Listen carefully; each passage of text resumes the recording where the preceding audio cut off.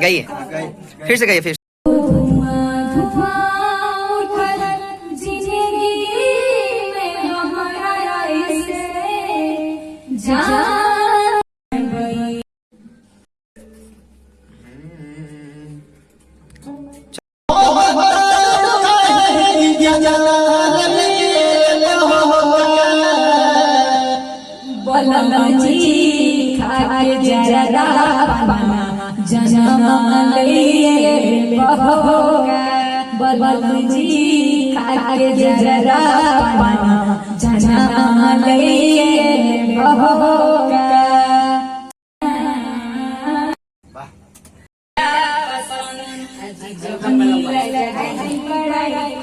सगरो धुआं धुआं लगाइए, बहुत अच्छा गाना है।